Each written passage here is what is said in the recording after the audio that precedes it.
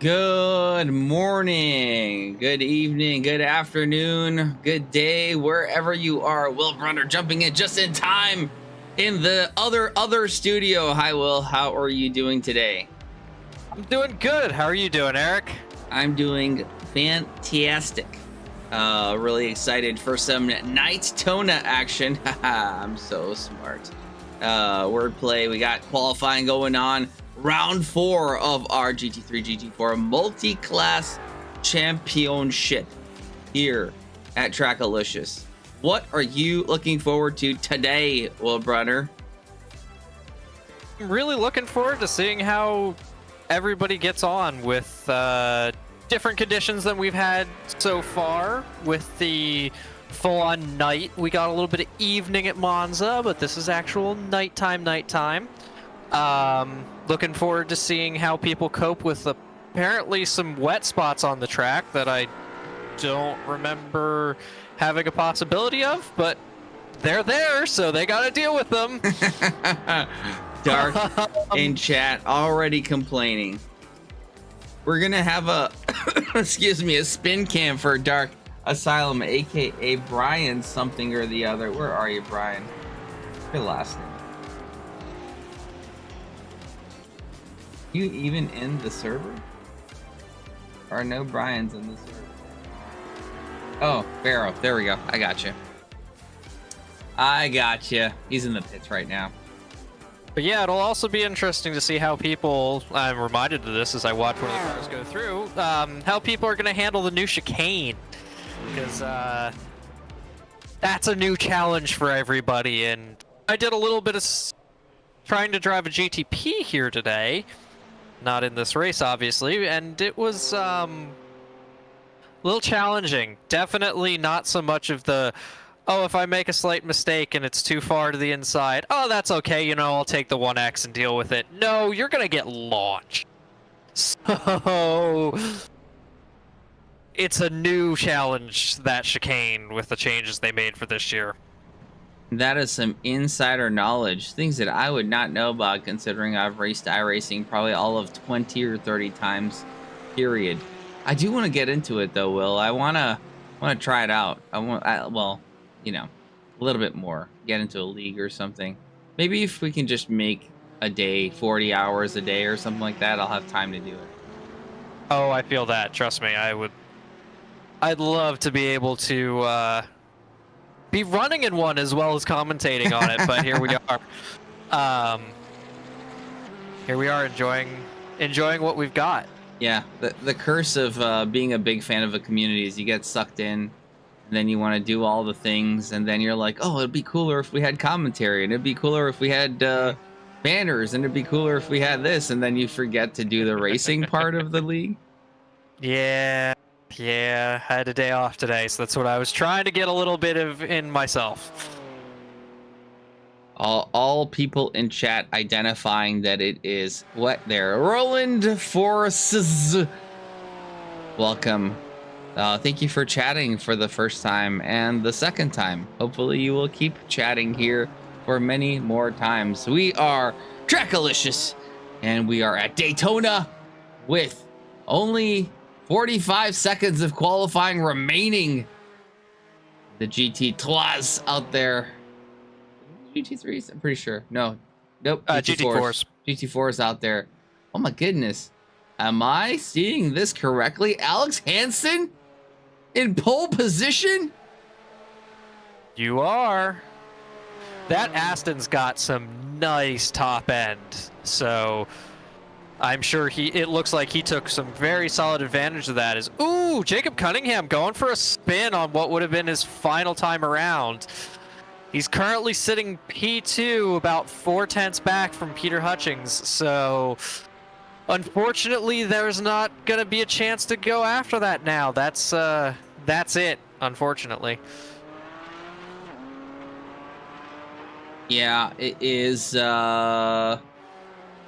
one and done for him in this particular occasion, and unfortunately he's not going to get it done. He is in P2 currently standing, and some other people out there in the field with some opportunities to improve upon their times with Mike Pico with a 1:55.41, 4/10, looking for that P2, maybe P1 position. Will need quite a bit of pace.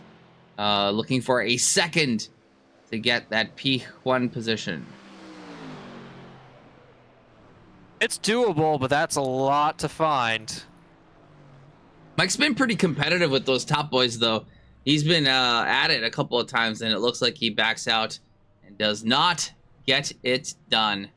Lovely view of the Daytona International Speedway here in the NightTona configuration. And I just realized the grass is cut in a super bird formation in game here.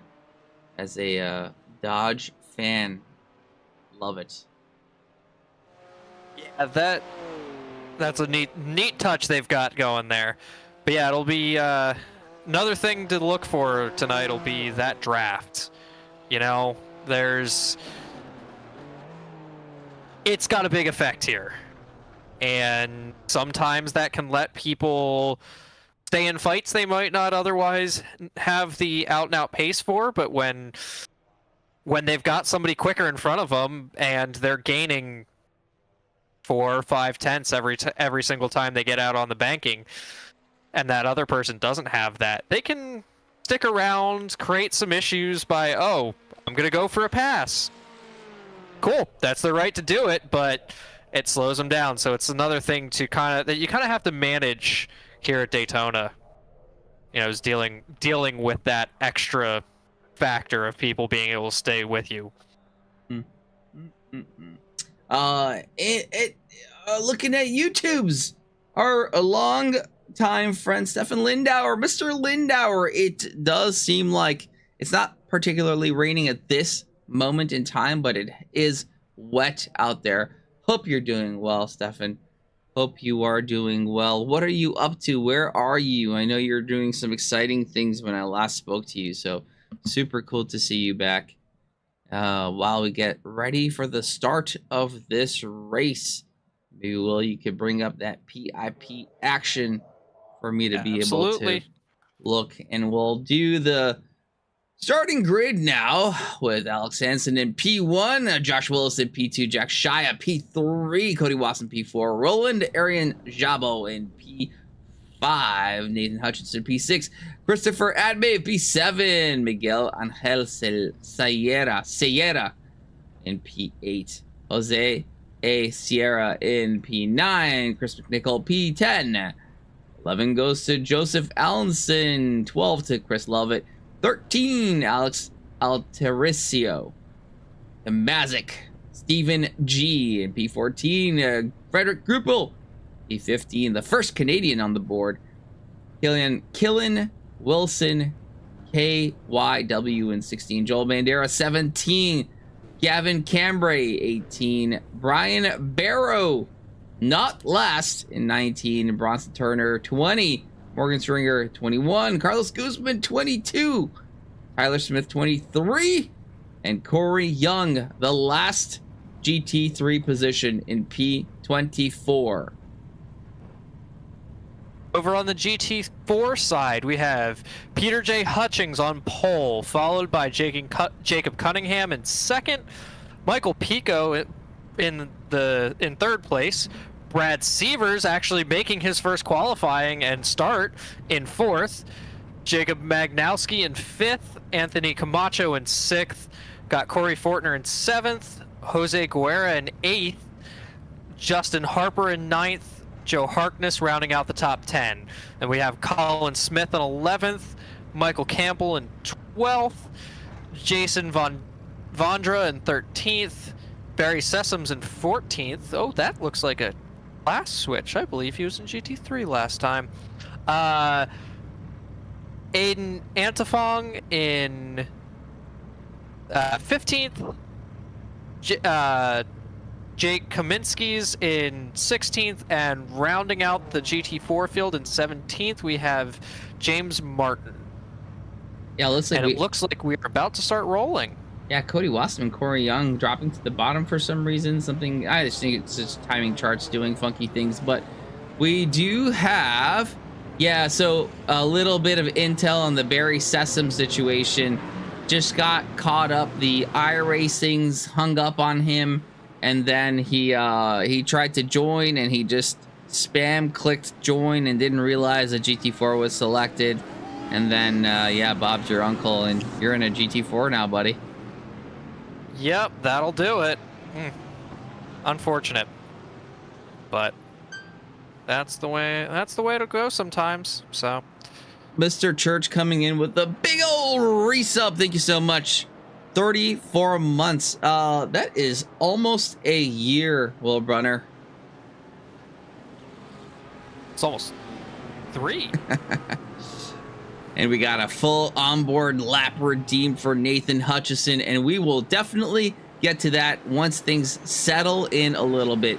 We are green go. GT3's going, looking like that Porsche of Alex Hansen, getting a fantastic start ahead of Josh Willis. And really strong start. Josh looking on the inside. Nothing really happening. Generally looking pretty clean through the GT3 grid. How are the GT4s looking? Looks like, ooh, Jacob Cunningham goes wide in a little bit of the wet stuff on the outside of turn 1. Oh, and he goes for a spin off of somebody's nose. Oh, what happened there? Oh, well, that is your championship leader right now, and he has returned to pits. It looks like he just caught himself out getting back on power and spun through the middle of the field. Luckily, it doesn't look like anybody got too badly caught out by that. But back to the front we go. So in the GT3s, we got Alex Hansen still leading the race here. Fantastic start. Alex has been improving through the weeks, not even the seasons. Through the weeks, Alex, a relatively new iRacing driver, has found himself on the top of the qualifying. Fantastic job, and at Daytona nonetheless, incredibly challenging track. Josh Willis, an old hand here at TRACKILICIOUS, and one very familiar with iRacing, one of the early adopters in our community to go over, switching over from the dark world of ACC over to iRacing, and the wetness catching somebody out. We got Roland spinning up backwards into the wall. It was that car is not happy. And back in GT4, we're having a little bit of challenge with some of the leaders in GT4 catching some of the back of GT3. It's been a little tricky, a little bit of maneuvering having to be done here.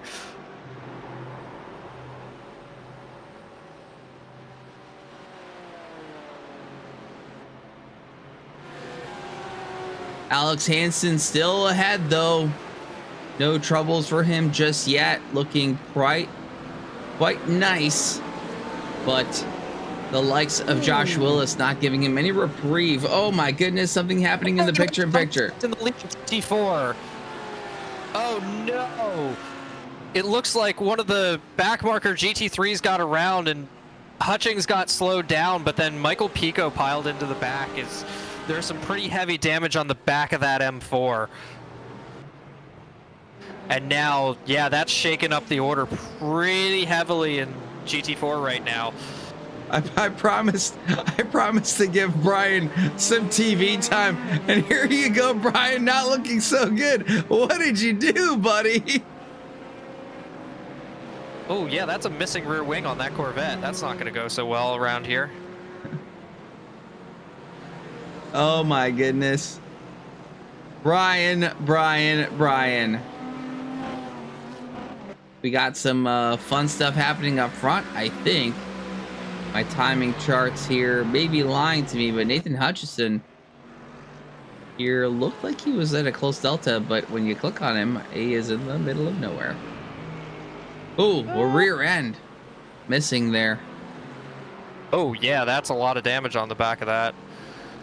Wow, so we've got some big movers in GT4. No, that's unfortunate for Nathan. Another spin, half spin.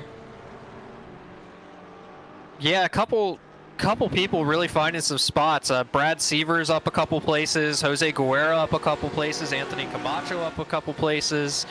All of them kind of taking advantage of that chaos that was the start. In fact, Brad's car is currently showing a 6th place on there from the start of this lap, but I have him in 2nd place right now. And while you have him in 2nd place, Alex Hansen dropping to 2nd place. Josh Willis finally making it through. Josh looks like, is he missing a rear bumper? No, that he is not. And we have more chaos in GT4. Looks like Jose Guerra got on the water at the same time that Brad also just lost it on his own. Oh, not fun. A lot of challenges in GT4 with the wet stuff that's still out there right now. Yeah, it looks like that McLaren saying, anything you could do, I could do better. Yeah, a little bit. So he got all those places, and now he's got to try and find his way through. Oh my goodness! Sorry, Will. Side by side, Josh Willis and Alex Hansen making contact before the bus stop, and Alex runs into the rear end of Josh Willis. Oh my goodness! Jack Shia looking to take advantage of the opportunity here while these two are going at it. Shia on the top of the apron here, or I should say the banking, not the apron. It's a tough one to make work, especially with that Audi, but yeah, it looks like he's dropping back now. The Audi just doesn't have the top end the other two have. So that's there was a chance to try and look at something, but just nothing happening there. Ooh, and they're side by side again. Ooh, and that's a little bit of contact out wide. They've gathered it up though. These two going hard, trying to give each other room, I think. Here and there, some.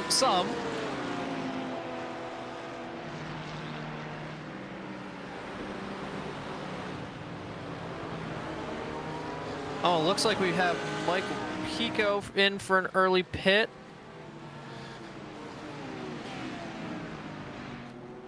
Yep, showing.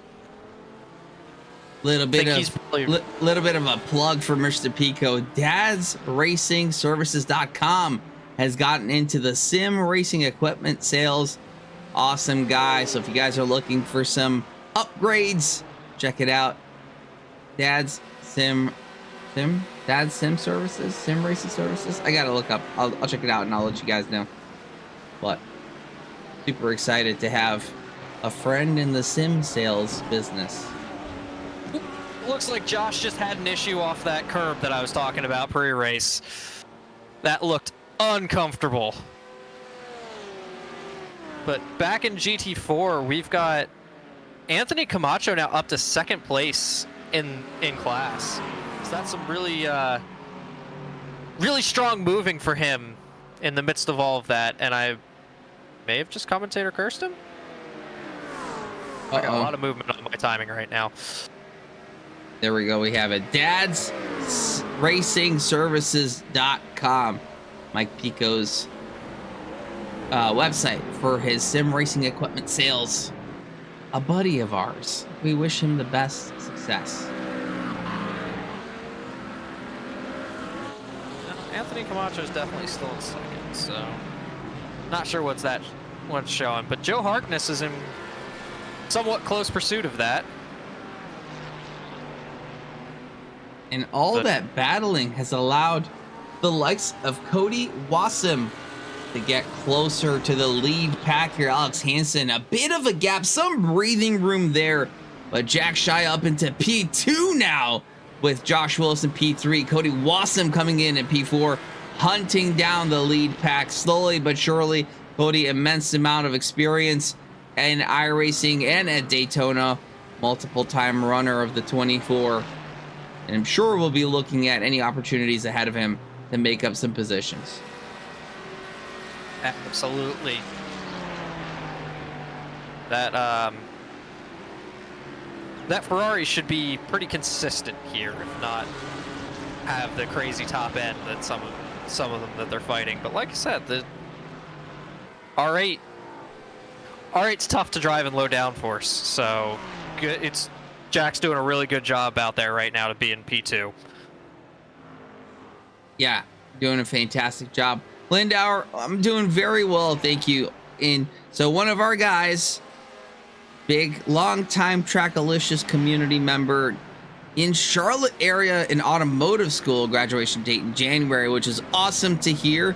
I'm hoping to get on an IMSA team once he's done, and maybe when he gets into it, he could hire some of us to do some cool stuff as he's doing.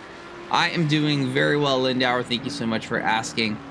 Surviving, taking everything day by day, lap by lap, corner by corner, and looking for many more laps of Cody Wasem battling with Jack Shia for that that final podium spot here. And he's got plenty of time to do so. 50 minutes and 15 seconds remaining. And it's going to be a good one. And Chris McNichol into the equation as well here in P5, chasing down Cody Wasem, is chasing down Jack Shia. Alex Hansen now in P2 must have made a mistake. My goodness, you have created quite the chaos here, Mr. Brunner. Yeah, these conditions are not easy, especially at night. It's kind of hard to see those puddles as opposed to daytime, where you're not just relying on your lights to see them. Now, obviously, Daytona has some track lighting, but in sports car settings, it's not what you would call bright. You know, it's not a full-on just see everything as we get a line of lights facing the track, but they definitely use a lower power setting in real life, and I believe that is emulated in sim as well. So a NightTona indeed. Sagar, thank you so much for the real sub. You absolute legend, you. 18 months. That is almost an entire year. Sagar Bakshi, the real high, legendary streamer. One which I try to live up to, try to hold the honor of his and Mike Nass's streaming quality, which is some of the best. If you guys are looking for a streamer for hire, the real high is the man to go to. Does a fantastic job. Both front end and back end technical capabilities are fantastic. How are you doing, Sagar?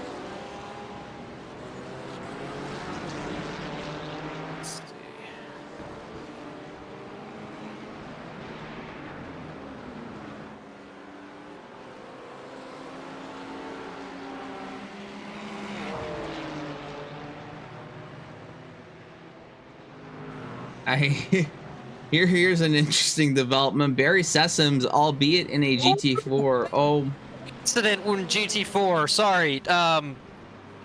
Bronson Turner just had a huge accident with one of the GT4s coming out of which horseshoe is this? Second horseshoe.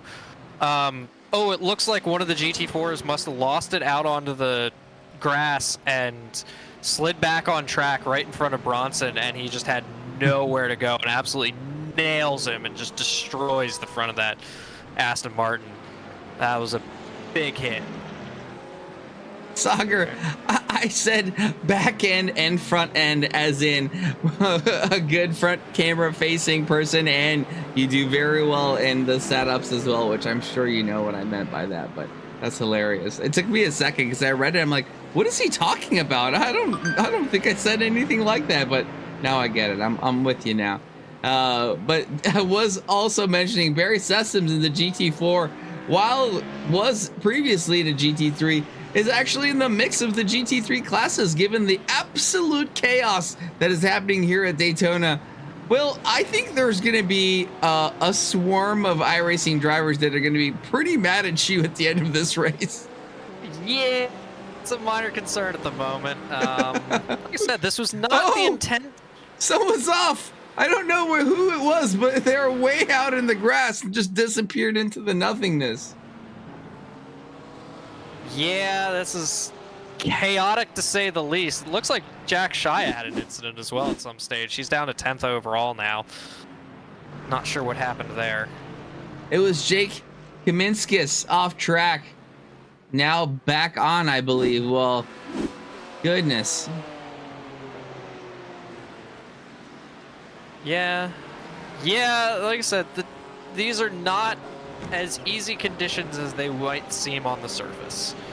You know, the wet spots that are still on some of these corner exits, all of the curbs are still going to be wet and by and large unusable for slicks.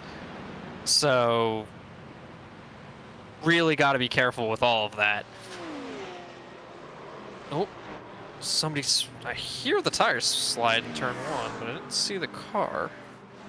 We do have the likes of Miguel Angel Sierra right behind Joseph Allenson, the Brit, being chased by the Argentinian. History has not been in favor of these two combatants. How is this going to play out at Daytona International Speedway? Joseph Allenson up ahead and has the likes of Alex Hansen. What has happened to Alex Hansen? I heard tire slide in the background, but I didn't see it. Let's see if I can pull that up. Oh, it looks like he just got in a little deep into the hairpin and the back ends came around on him, and then he got stuck waiting for a car or two before he could get going. Oh my goodness.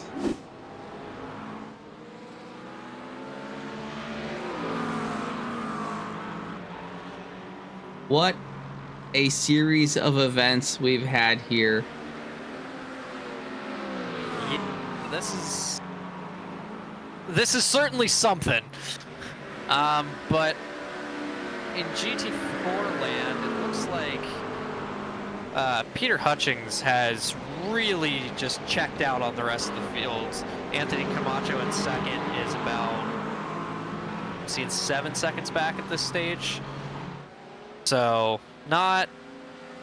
he's got a good lead right now, but as we've seen with a lot of other people, anything can happen. That is not 100% straightforward that's just set in stone now for the rest of this race. That could all change at the drop of a hat.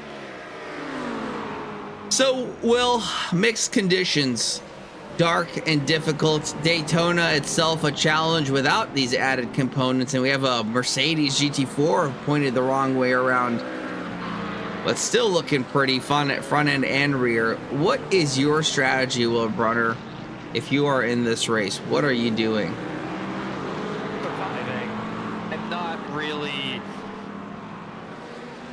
My goal is, if I'm behind somebody, really just trying to pressure them into a mistake, maybe look like I'm gonna go for a move, but it's super tricky to try and go offline right now. Like, you're risking a lot. You don't know what offline's necessarily gonna look like because you probably can't see it super well, and there may be a puddle there that as soon as you touch it, your car's gone. So it really is a case of put pressure on the guy in front of you. If you get the opportunity to make the overtake on the banking, you're probably pretty safe with that. But outside of that, you know, just keep it facing the right way, keep out of danger, and be ready to have a little bit of pay some attention on your pit stop, because I think when I last saw somebody in practice through there, there's still a lot of water on that apron.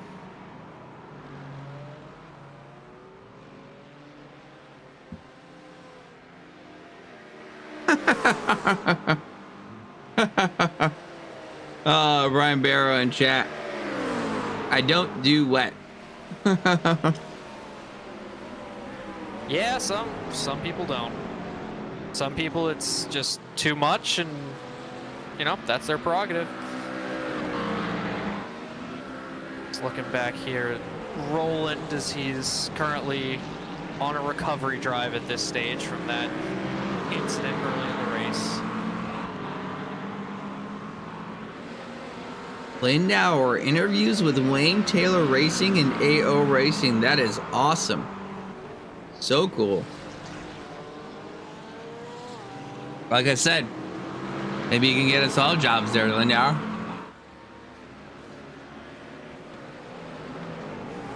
Do cool stuff.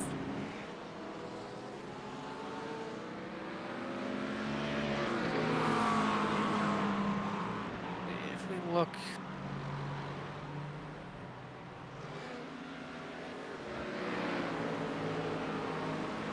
Ooh. Like we got. Go for it. Sorry, we got some action here. Like we got Jose Guerra chasing down Joe Harkness, but has a GT4 in the middle. Surprising how difficult it is. That GT4 looks pretty fast. It's GT4 on GT4. But yeah, the Mustang. Wait. Mustang's got some get up and go at the top end, so not surprising to see it. Although the McLaren does too. The McLaren's one of the quicker ones, so.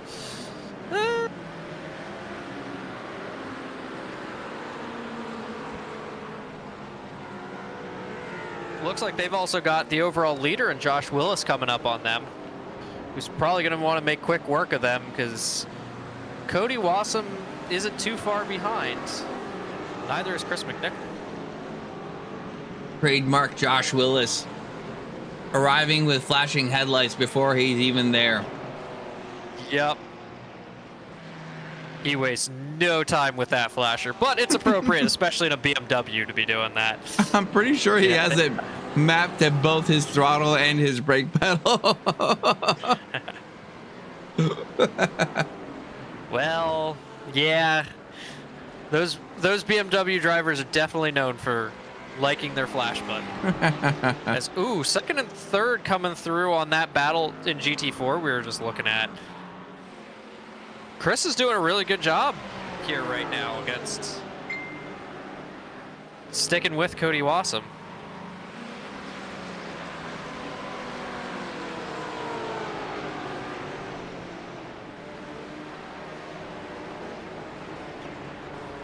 Yeah, that combo looks pretty good. Yeah, unfortunately for Chris, that whole, hey, put them under pressure until they crack, it doesn't work so well against somebody like Cody. So that's going to be, he's going to have his work cut out for him there. McNichol joshing his way through. Flash fingering all the way. That sounds wrong. Yeah, a little bit. Ooh, he's a bit wide. Ooh, so is Brad Sievers behind. A couple people getting caught out by the water there on the outside of that corner. That'll give Cody a bit of breathing room. This group back here, though, getting pretty close. Yeah, they've been looking like that was going to close up for a little bit now.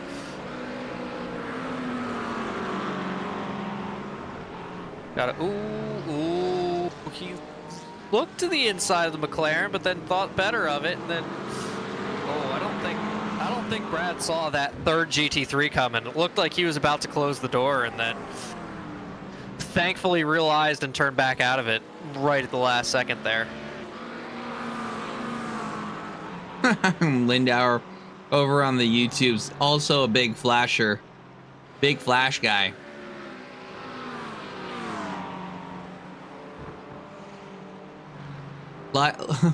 Flashing lights Lindauer, we call him.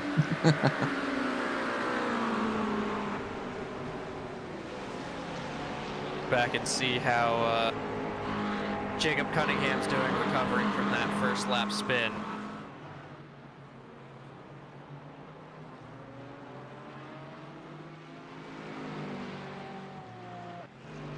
I was talking with them post-race last week.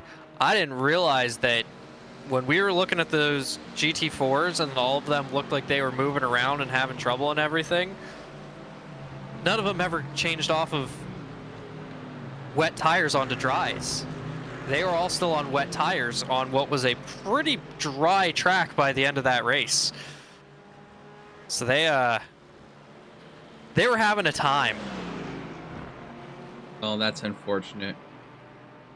It just, the feeling was communicated that those cars take so long to change tires that it wasn't worth it to make the tire change. Am I still picture in picture? You are? Yeah, we're looking at Jacob Cunningham making up another spot in his recovery drive on Aiden Antafong. In the meantime, we see Guerra off track in that first corner, really proving to be quite the challenge for a lot of people. And we actually got James Martin in the Ford Mustang GT4 crashed out in under 8 laps. James, what happened?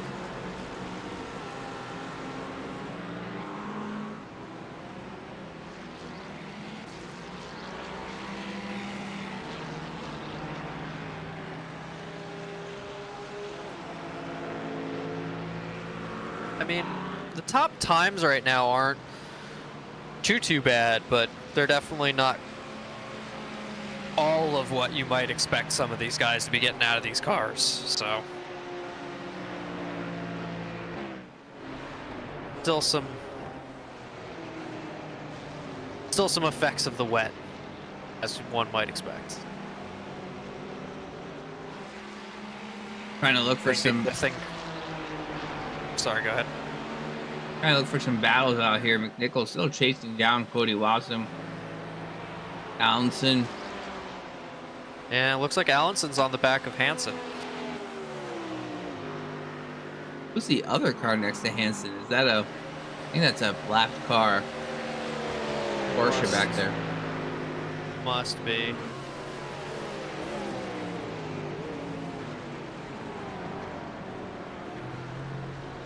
And I do apologize to the person who redeemed the Hutchison lap. He just is not in the race anymore, so I cannot redeem that for you. So if you want to pick someone else, I'll be happy to honor that.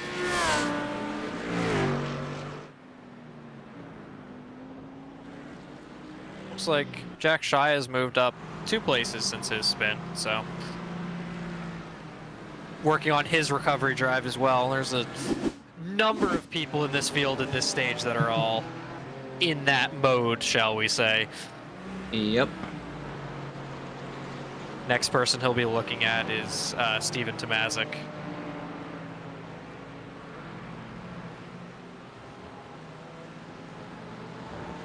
Looks like Mike Pico on a recovery drive as well. dadsracingservices.com supplying that his GT4 sim gear. behind him. That GT4 behind him got a little squirrely there. Those curbs definitely are still not really usable for slick-shod cars.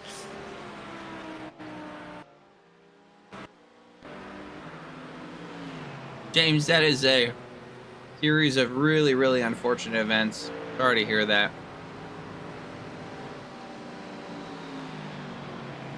You can blame Will Brunner. It is his fault. I'm blaming him. It is. I really don't remember setting it in such a way that this would happen, but here we are.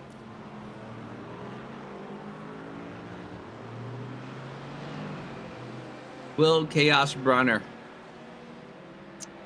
Apparently. Oh, wait. Hang on a second. I didn't. Josh did this session. Hold up a second. Hold up a second. This is your race leaders doing currently. Admin abuse. Admin abuse. For the record, He knew what he was doing. we were just joking. There is very high standards and expectations for all of the people who are affiliated with Trackalicious, and should there have been any form of admin abuse, there would be very severe consequences to things like that. It must be noted that Josh wasn't in pole position. It was actually Alex Hansen. But admin abuse. No, he's not getting grief later. Although it'll have to come from somebody else, not the person that messed up the original session, but you know, here we are. It's all good. We're set for the season now. No more of that. However, we should be starting to see some pit stops here soon. Pace is a little lower because of the wet, but not enough that we're not still going to see what I would say would be pretty normal strategy pit stops here. And with 30 minutes and 50 seconds left on the clock, that's definitely about to be time.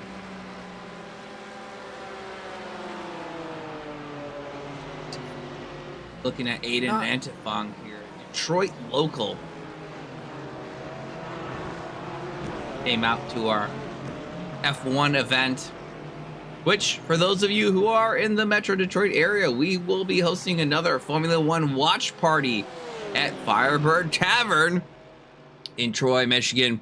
If you are around and want to come chill, hang out, drive the sim, watch some Formula, come hang out with us. It should be fun.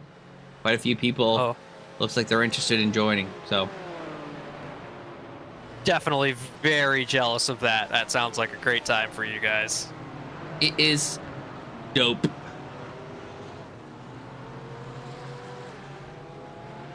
I think we had 44 or 45 people show up for the Brazilian GP. Super fun. That's awesome. That is awesome, and what a fun race to have a bunch of people around for as well. Yeah, you know what's cool, and I just missed it. I thought about it. Is I think it was Max doing something as Max always does, and then the entire room goes, "Oh!" It's super hype. It's so much more hype when there's like 40 people doing it rather than just one person. Oh, I bet. That sounds like an awesome time. Let's see what we got here.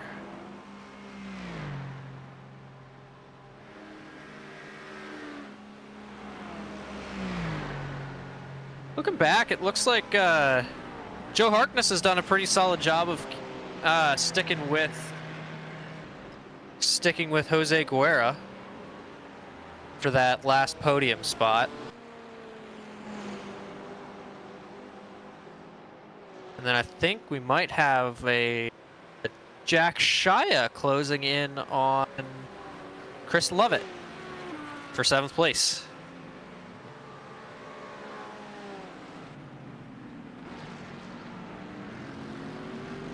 Not quite in striking range yet. Getting there. Actually, you know what? No, that might be a change the other way. Chris may have got Jack.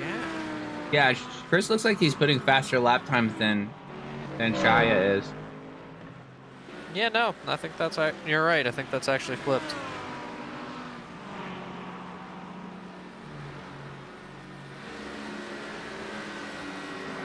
Oh, looks like Jose Sierra's closed up on the back of Joseph Allison.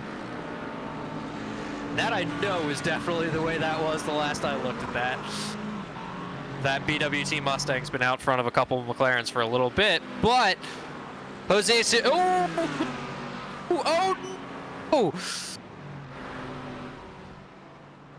no, I lost him. Oh, Roland going for a spin. What?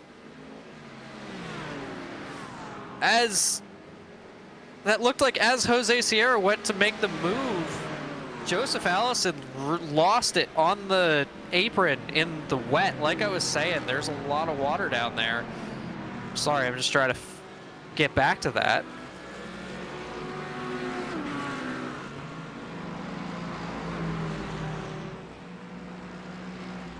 Yeah, Joseph Allison is high up there.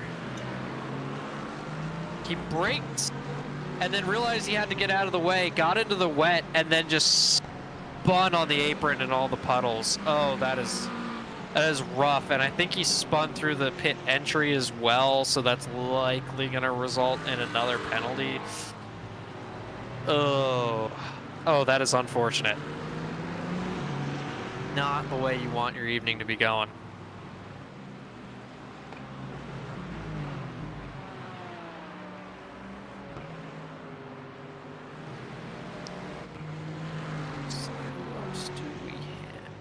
In the GT4 class, we have Jake Kaminskis chasing down Mike Campbell for what is the P4 spot, I believe.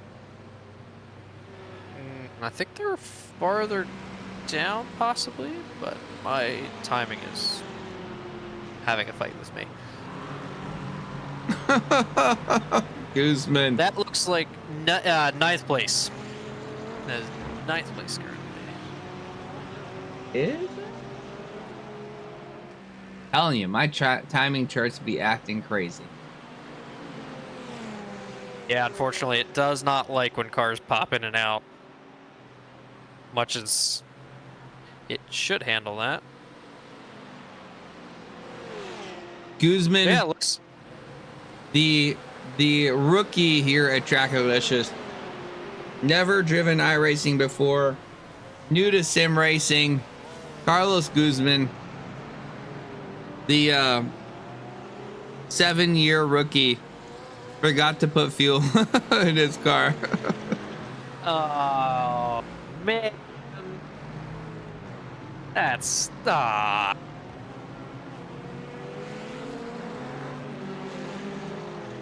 That's always the worst, especially when you get going and you suddenly get the crew chief call of, you have 5 laps of fuel remaining, and you go, no, no, I didn't just do that. He said, Tell me I did not just do that. He said, no, I went to pit and the water, it touched me. Well,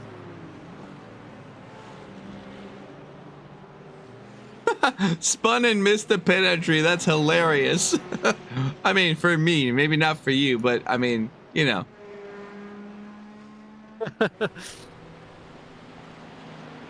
Yeah, that's the tricky part of these type of conditions as well. You know, the main track dries in part because you have cars driving on it. Offline doesn't dry as quickly, but then when you add in night, you don't have the effect of the sun beating down. And oh, that looks like Chris McNichol crabbing in the background there.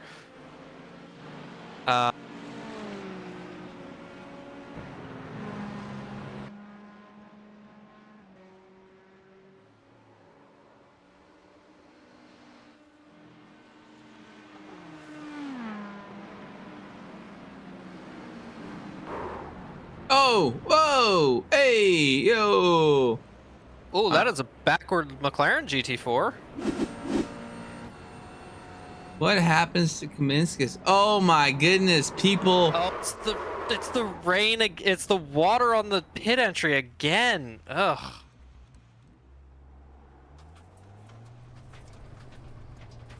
So what happens to Chris? There we go. Ooh. Guzman. So folks, be warned.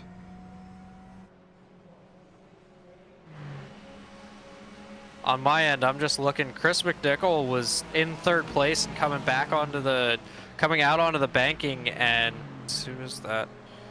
Gavin Cambrai was recovering from a spin and just caught the side of Chris and sent him up into the wall.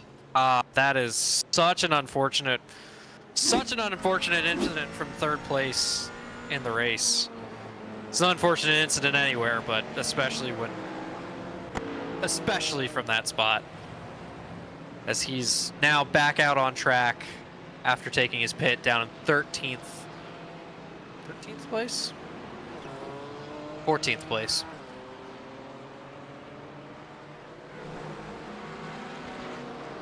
Buddy Wasson now only 3 seconds behind the leader here.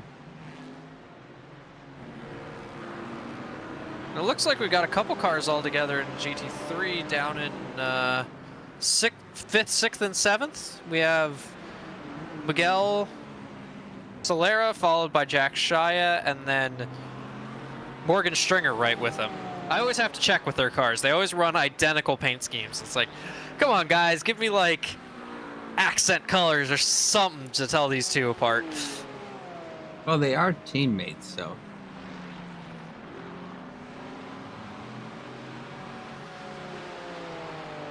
Josh Willis now only 2 and change seconds ahead of Cody Wasson. Cody Wasson wanting that P1 position.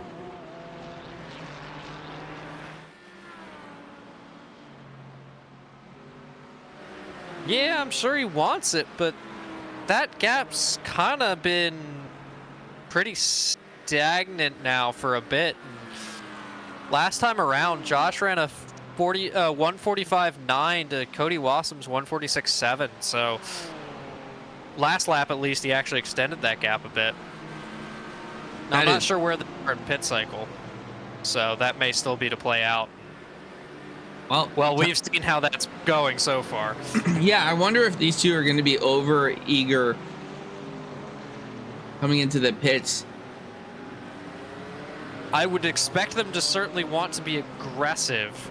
It's whether or not they realize that that line of puddle, that's a strange sentence, whether that line of water, shall we say, that is forming a long puddle is actually only about as wide as that first lane. So if they get over far enough, there is dry circuit on the backside of that. And I did see Josh practice a pit entry on the end of qualifying.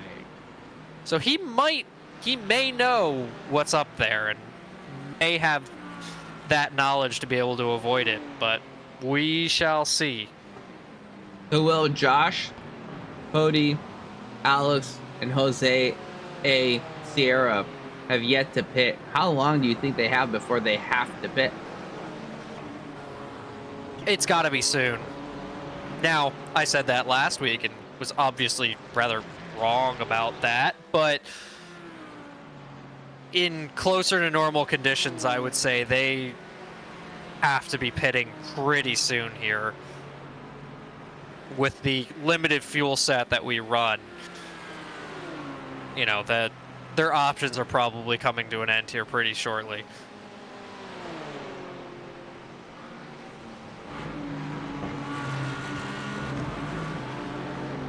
Morgan Stringer and Jack Shia going at it. Mm-hmm. We'll see what that Aston's top end looks like here in the draft, especially.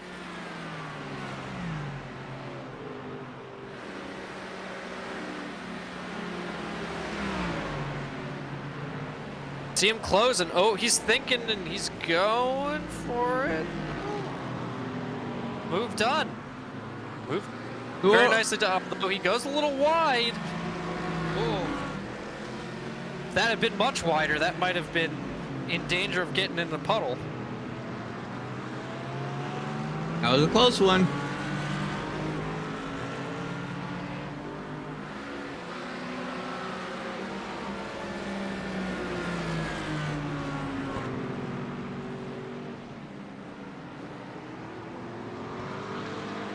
Now we'll see. Does he have the pace to pull away, or is he gonna, or is Jack gonna have a little bit to come back at him with? As right behind that, Joseph Allison is a lap down, but maybe thinking about if he's got enough pace to get by them to try and continue his way forward towards passing other people that he needs to. Joseph is also pitted, so that is the main difference. Yeah. Not sure how much of that penalty that he would have gotten would have cost him. Oh my goodness, Morgan Stringer. Death-defying curb hops. Oh, what a save. That's... Wow, and then to run through the puddle as well. That's fantastic driving on his part.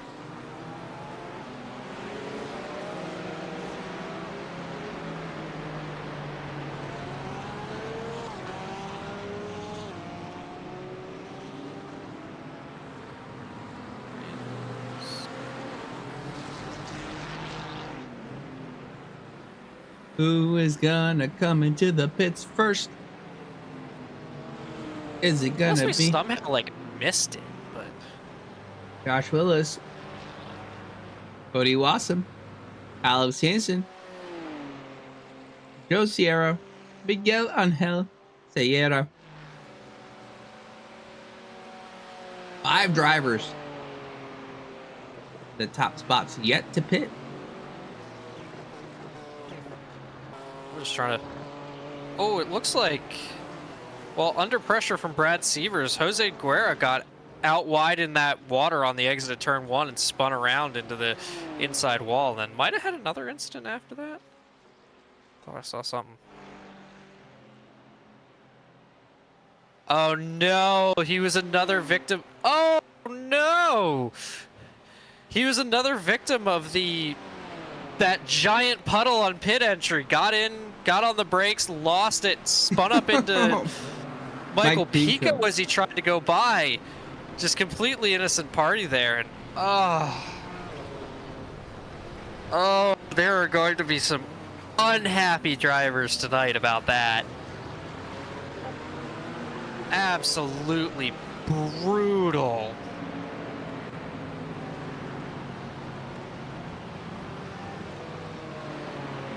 And he's still in the pits. Michael Pico's in as well.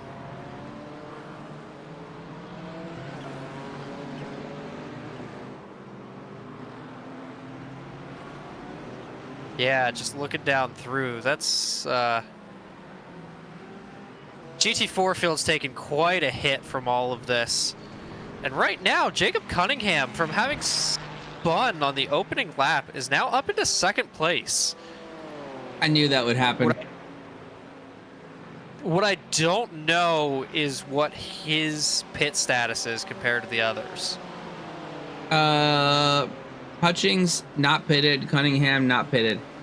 But there is a 34-second difference between them two. Well, that's... I mean, that's not bad going, considering he had to hoe back to pits.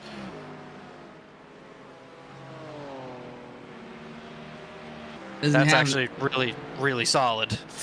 Doesn't have that much time to make that time back up. Excuse me, though. Only 13 minutes and 45 seconds remaining. But if neither of them have pitted yet, they both still have to go through the gauntlet that is pit entry. And we've seen what that's done so far. Say that is a far from certain thing, which is not what you would necessarily expect out of that situation normally.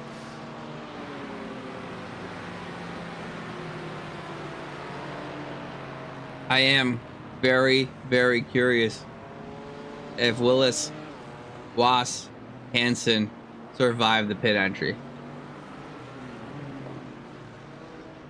I'm just wondering if we missed it at this point. Like, it doesn't seem like they would be able to go this far.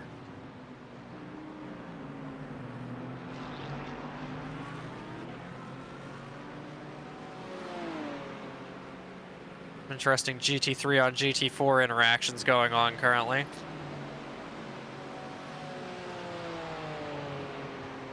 Looks like Jack Shy getting a little held up in the middle of all that. Yeah, Morgan Stringer's checked out a bit on him. And Joseph Allison's gotten by both of them somewhere in all of this to keep on his hunt for Chris Lovett, potentially. About 7 seconds back currently, so that's probably a bit out of range, but still, he won't want to think like that. He was about a second a lap faster last time around, so never know. Will Brunner. Somebody forgot to limit the fuel.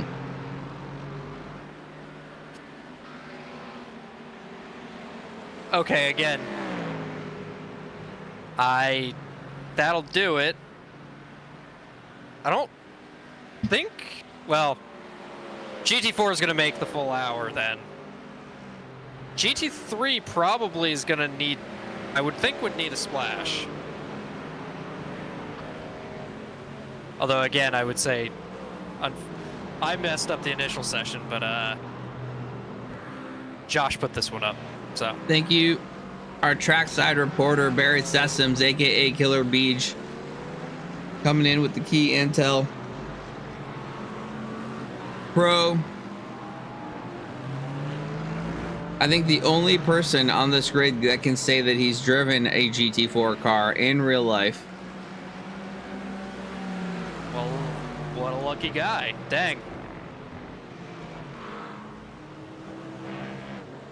That sounds like a barrel of fun. Yeah. What it didn't help him out with, though, is knowing how to press the right buttons. No. I would think they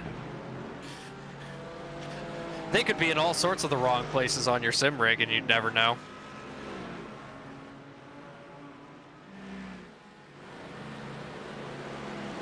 Even Tamazic here in chat giving us Barry, can't be blaming iRacing. Come on, we know iRacing is perfect. Is what I've been told by all iRacing people. Ooh. Brad Severs just spun out of the bus stop. It's unfortunate. Oh, and that's a very broken rear end. That's not gonna make it too much farther.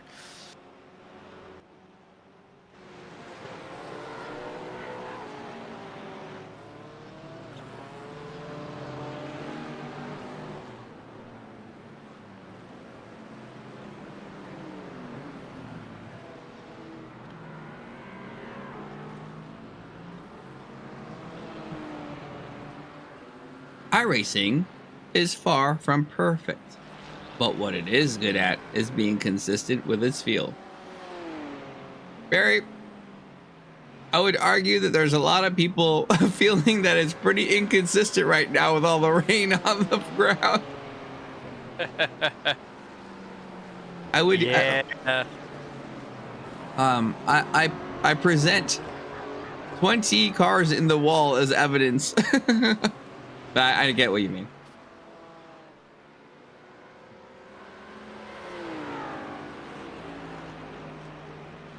Still got a few more people stopping. I don't think GT3s are gonna make it the whole way. Oh, Josh in.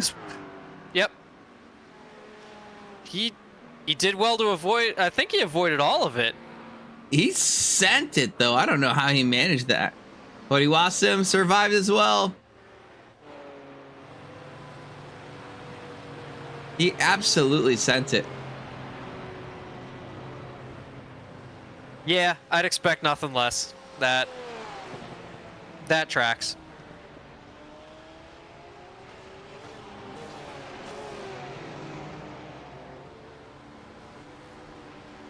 Flash and dash for Willis. Lost right behind.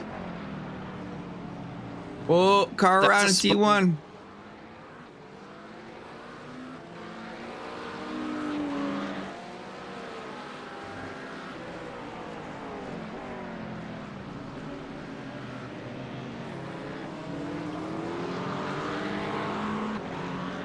This is not a good situation for Ghoukasian. Ghoukasian has a lapped car in between them. That is going to be a problem for him to try and get around, because they are technically in position, but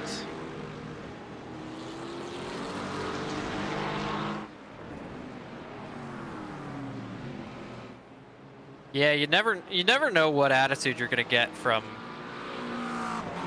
the GT4 in front. You know,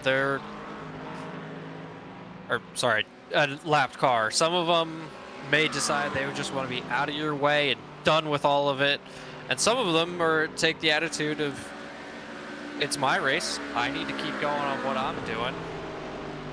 You're supposed to be faster, find a way by. So really depends on what you got in front of you.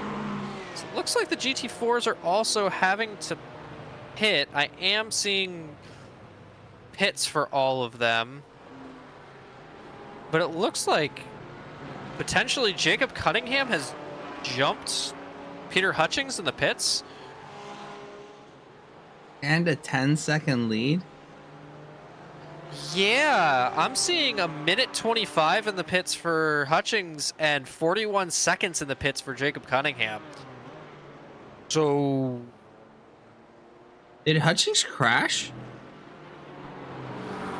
Not since early, I don't believe.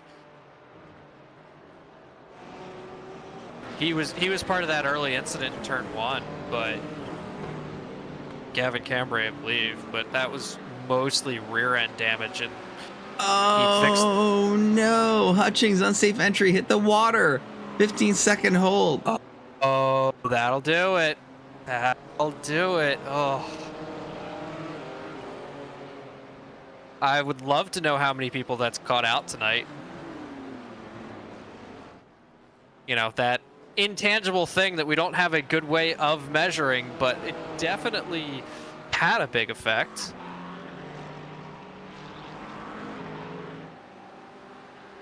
Celica, you're spotting for him, and we've been talking about the dang pin entry the whole time. Do your job. You should have told him. Horrible. Horrible, Celica. Fired immediately. Yeah, you had that one served up on a platter for you. We've probably said crashed in the pit lane like 15 times so far. Alex Hansen's certainly leaving this late. He's still out front. Apparently, Celica told Hutchings 4 has spun on pit entry. Take it easy on your way in. He spun anyways. Now Boom. there's a couple people still out there that haven't pit yet, and I'm now wondering, with some of the pace I'm seeing from a few people, as I say that, one of them goes faster, whether they were fuel saving or not, but we'll see coming down here. Is it possible? GT3 at normal tracks runs in the 56 to 58 minute range. Now Daytona usually is more consumption for obvious reasons of how much of your lap is at full throttle. But you also, because of that, can save a decent bit with some big lift and coast, so maybe? I don't know, I've never tried it. I'm not... You can ask my team members. If you need to do a fuel saving stint, I'm not the person to put in the car. In fact, quite the opposite. You might expect me to do a lap less in a lot of cases. Speaking of a lap less, though, Will Brunner, does Alex Hansen have enough fuel to complete this race ahead of Josh Willis? I'd be impressed if he does. But hey, look at what I said last week about Roland. Oh, no. There he goes. No, wait. Oh, that looks like big lift and coast, possibly? What? What just happened? I don't know. That was weird. He did a huge lift, and that looks like more lift and coast. So yeah, Josh is fully on it at this stage, and last lap around, Alex Hansen did a 149, which is off of four seconds off of what Josh just did.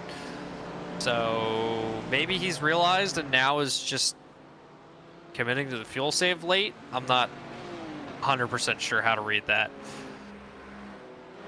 Gonna have at least one more lap to go. That is a lot of fuel saving.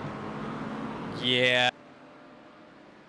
To look back, the battle for the final podium spot looks like it's on between Jose Sierra and Miguel Solera. Ugh. Sorry, I'm messing that up. Miguel Angel Sierra chasing down Jose A. Sierra. With a good pressure from behind from that Mustang. Now that Mustang's not for position, but that doesn't, nope, yep, speaking of, there he goes. To the low side, I'm not sure if Miguel made a mistake, and that mistake, oh, never mind. Chris Lovett's also battling Joseph Allison instead, okay. Oh, they're pitting. Oh my goodness! Paddling into the pits! Ooh. Wow. Oh, that was a spicy entry from those two. Wow. Especially with the wet. I would not want to be side by side with somebody through there. That seems utterly terrifying. Alex Hansen finally realizes that he doesn't have enough fuel. Cody Watson promoted to P2. And then Jack Shia a couple of seconds behind. Jack Shia is not pit yet. Well, Jack Shia has indeed not pit, but is in P3 and only has half a lap to go. Oh, we are. Maybe, you know, at one point when he was dropping back, I wonder if that was a fuel save. I wonder. It'll be interesting to hear from a few people about how their strategies played out with how different this was.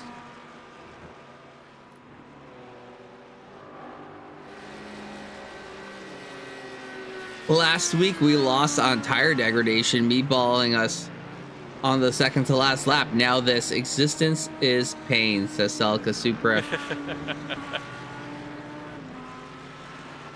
Yeah, that's not a fun one for sure. As Josh Willis crosses the line to take victory in round 4. Sorry, I had to remember which round it was. Fantastic. Was P2. Jack Shia finishing in P3. He gets it. With no pit. Well done. That definitely would have taken some work. I'll be curious to find out how much fuel he had left at the end of that. Jose in P4. Miguel rolling to the finish. Morgan Stringer coming in. Takes it at the line. Does he? Yes, he does.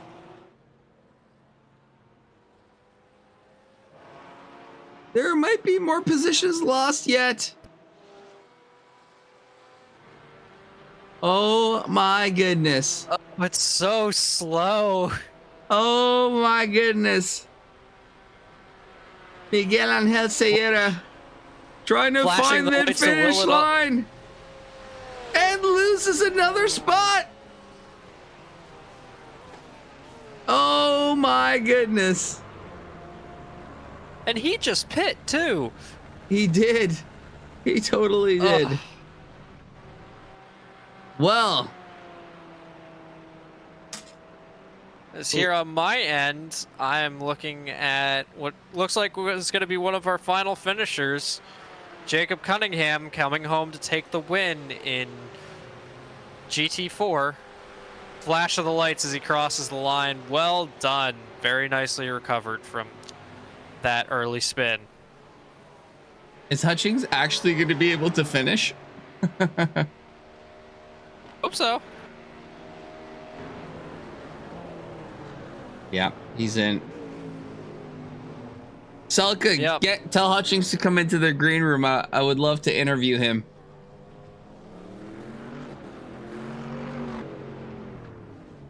Alrighty, well, let's get back into the studio.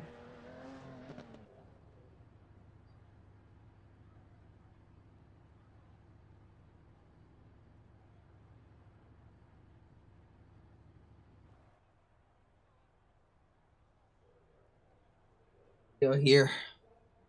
Well, that was a crazy one. That was certainly wild. Wow. Wow. Unbelievable.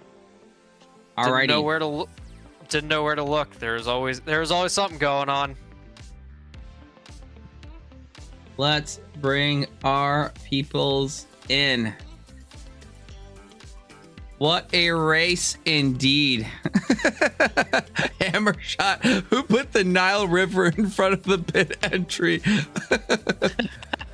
That's hilarious. What a race. I had a terrible technical difficulties for Corey Young. The crocodiles were vicious. They were biting something fierce.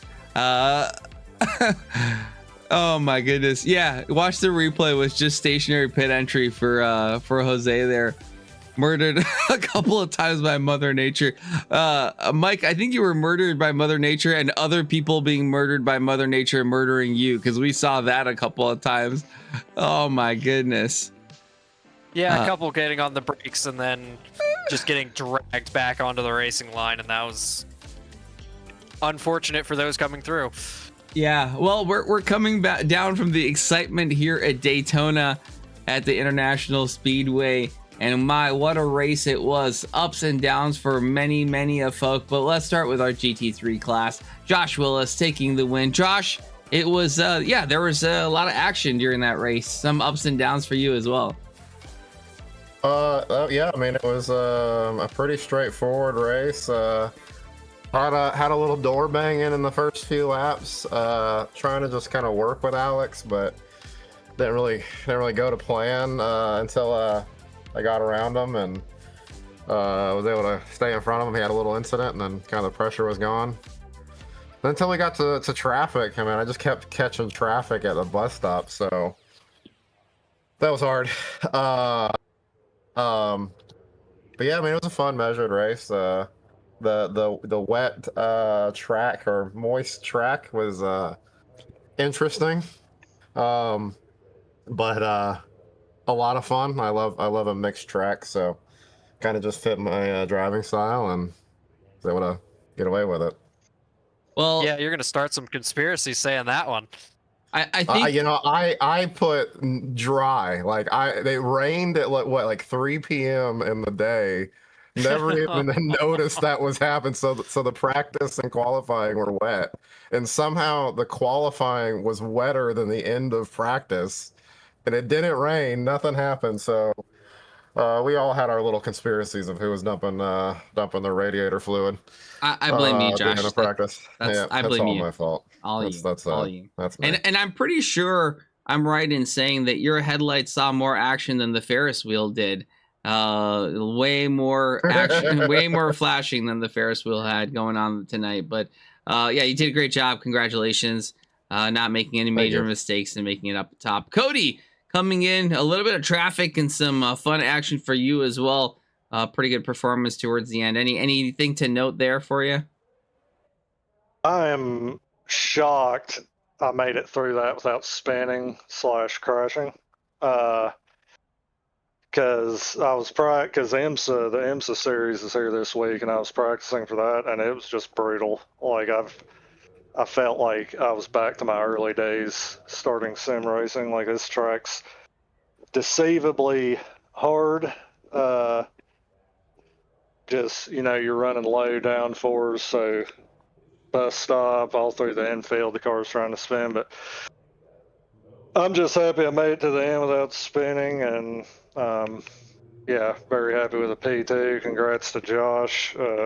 He managed the race really well, and yeah, it's a pretty nice drama-free race for me, so I can't complain.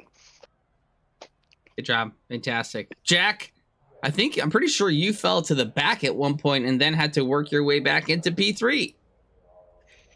Yeah, so when Josh said that the fuel wasn't capped, I thought it'd be hilarious to try to no-stop the race, which I ended up doing. I think it would have been a really close battle if I hadn't spun somewhere. I don't remember. And then was just riding the entire race painfully slow. I mean, once I was in the back, I wasn't going to catch up unless I didn't pit.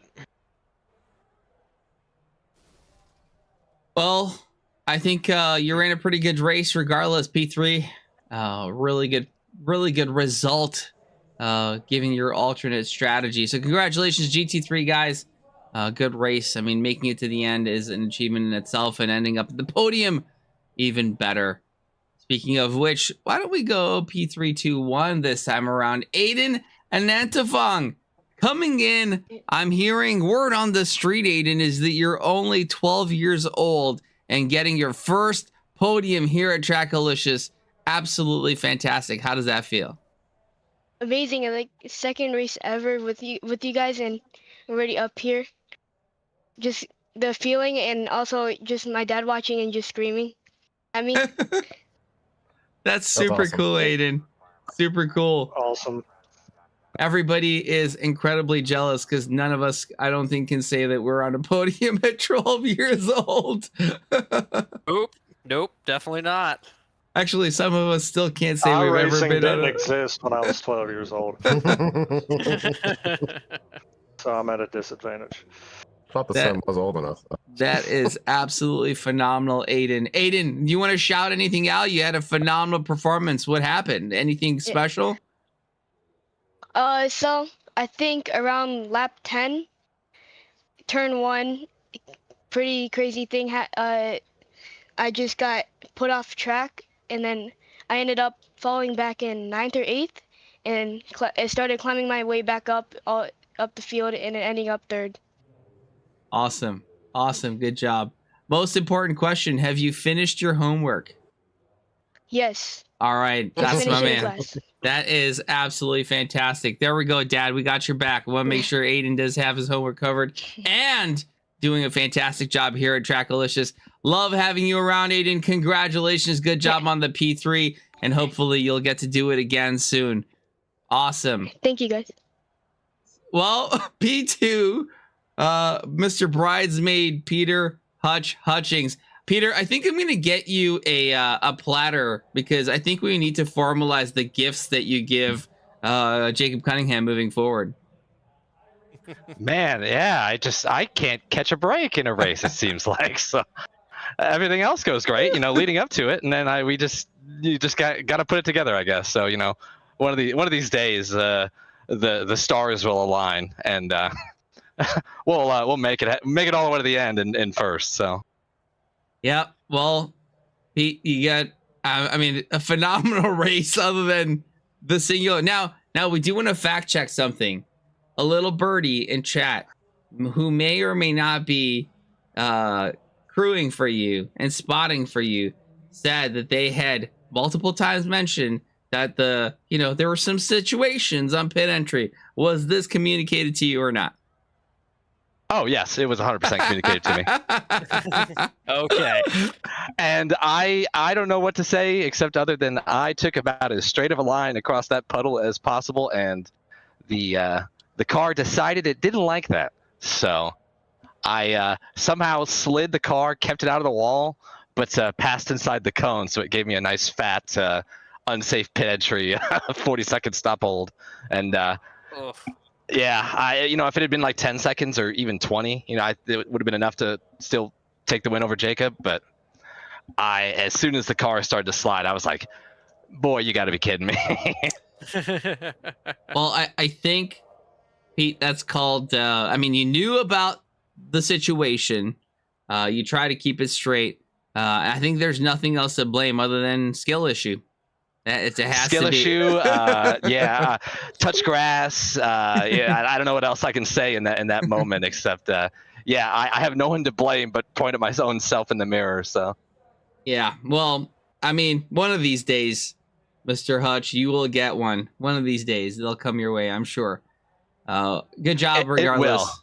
It will. Appreciate it. Yeah, we just had some unfortunate GT3 interactions that I think if they didn't happen, even with the pit entry oopsie, we probably would have been fine. I couldn't. I had some real unfortunate exchanges with a couple T3s, and again, that's nature of multi-class, but even more so the nature of multi-class when you have a track that's weeping out of its pores like it was all race and practice and qualifying.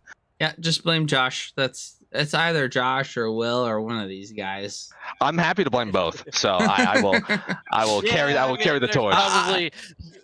Hey, this is Hey, one I time. could have dived you there. One time people aren't blaming me for something, so I'm really happy to be sitting in the seat that I'm sitting and just joyously go talk to Josh and Will. It's their fault. So It is my fault. But if it makes you feel better, I can blame you a little bit too. So. no, I'm good. I'm sitting pretty here. I'm all right. Well, congratulations regardless. P2 is a good haul of points for the championship contention. You and I believe Jacob are still pretty hot in contention for that top spot. And a couple of races to go. So it's going to be exciting to watch that as we close down towards the end of the championship. That being said, Mr. Cunningham, Mr. Consistency, Mr. Figure It Out, even in the days where you make a mistake, you somehow figure out how to claw yourself back. And what a phenomenal way to make whatever it was that you did on turn 1 and whatever it was you did on every succeeding turn to manage to get yourself on the top spot. It was absolutely phenomenal. What happened on turn 1? Let's dive into some of the crappy situations, because it's not often we get to talk to you about the stuff that you did that wasn't good. It was just, going into the race when you see the track state had gone back to the wettest conditions again. I knew starting on the outside there was that big puddle in the middle. So I just tried to go a little bit wider on entry into turn 1, leave some more space, and just caught a puddle on the edge of the track, spun in front of the GT4 field. Got really lucky with my tow timer back to the pit lane, got the faster pair, and then it's just plugging in lap after lap, trying to do anything I can to get positions back. And, if Hutch needs the stars to align for him to win, I certainly had that happen tonight for me. Yeah, phenomenal. And then the rest, not much going on after that, trying to figure things out and just claw your way back. Yep, just plugging in lap after lap, and had another small spin at the International Horseshoe, just trying to push a little hard, clipped a little bit of the puddle again. But no damage that time, so it's just head down again. Well, folks, an absolutely fantastic race. Will and I were quite entertained, and I hope you guys were as well.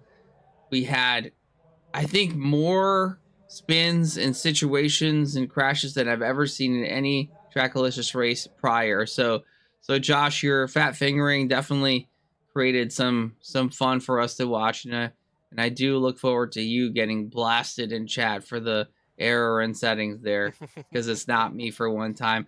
Ladies and gentlemen, thank you so much. Will Brunner, absolutely fantastic commentator here. Appreciate your support here tonight. Didn't give you much chance to speak here during the drivers' interviews, and I apologize about that. And, oh my goodness, Celica coming in with the Prime sub. Thank you so much. And Hammer, thank you. I do want to give you guys a quick heads up. We got Trackalicious merch online. This nice little sweater that I got going on with the Trackalicious tee, and got your good old Trackalicious on the arm. Go check it out. Christmas is around the corner. The holidays are around the corner. So get yourself some gear and look Trackalicious. We are going to send it over to Quickatized? Is that how you say his name? No, I missed an R. That's why I was confusing myself. Quirkatized. Quirk, big time iRacing streamer. Oh my goodness, the primes. Thank you so much, guys. Thank you so much for the support. Will, anything to say before I send it off? Nothing much other than we'll see you in 2 weeks, and have a happy Thanksgiving. Thank you, everybody. Oh yeah, we will be on break next week. So yeah. Enjoy your break. Your turkey. Happy Thanksgiving. And we will see you all soon. If I figure out how to send this raid over, it'd be fantastic. We're actually at Daytona as well. Let's get this raid in. Boom. That should be it. All right, folks. Thanks so much. Have yourselves a good week. 2 weeks.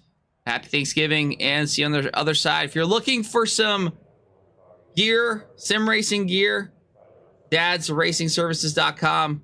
Mike Pico's got your back. And yeah, see you on the other side. Bye.